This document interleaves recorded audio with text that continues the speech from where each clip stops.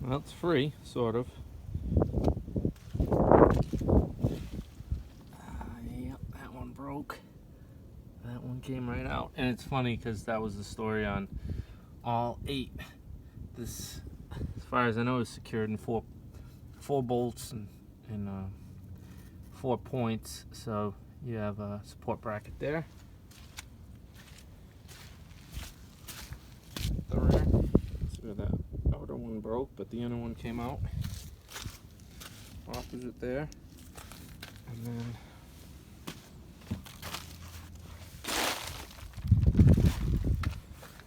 that one broke. That one came out.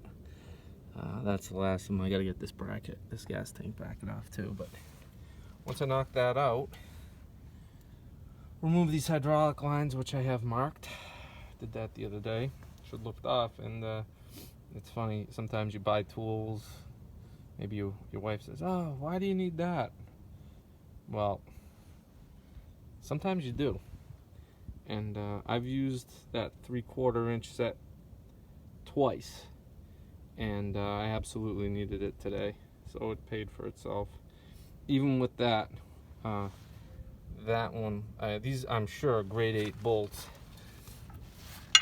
That's the one that snapped, and it was not rusted through by a long shot. These things had a lot of life left in them, and that one obviously came out. And these have lock washers on them too, which made things even harder to remove.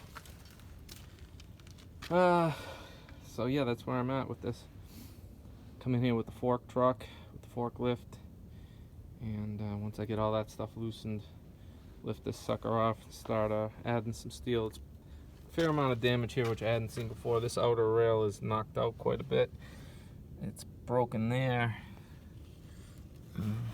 in here, and right there. The other side's pretty solid except on that rear support.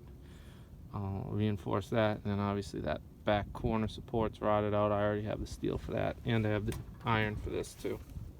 But these cross members are good, and obviously all back there is solid too. So it's just this section. And like I said, obviously this truck frame is perfect, and this truck is going to have a second life. I'm going to pull the rear end off. I'm going to pull the springs off, keep that stuff, and my buddy's taking the rest.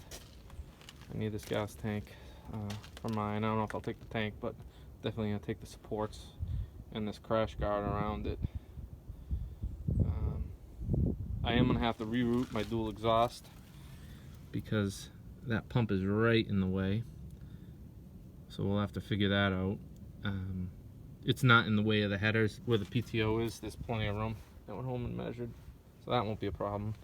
Because if I had to move the headers, I wouldn't do it. I would just rig this up to electric over hydraulic. I do have to pull that piston out and see how that ram looks. I think it's probably okay. I hope it's okay, but remains to be seen. So that's where I'm at. I thought it would be harder to get this stuff out, and I knew I'd have to bring in my 3/4 inch stuff to mess with this today, so I'm glad I did. And it's a little bit of a walk hauling all this stuff, and it's all heavy, but it's should be okay. These are all marked, so I can unhook these. I'm gonna have new ones made anyway. And after all this is off, fuel tank and the actual PTO parts inside the truck.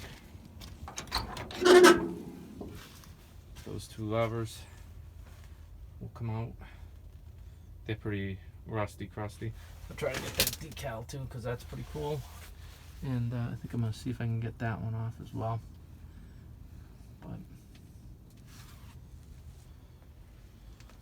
yeah, they tore it up pretty good. So anyway, I'm pretty happy about that. I'd call that phase 1 success.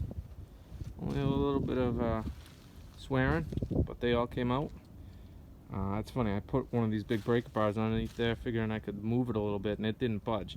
And I'm sure this is heavy, but I think it's rust welded on, so I'll have to come out here with a long rock bar, try to jar it loose before I because it was lifting, the springs were actually moving.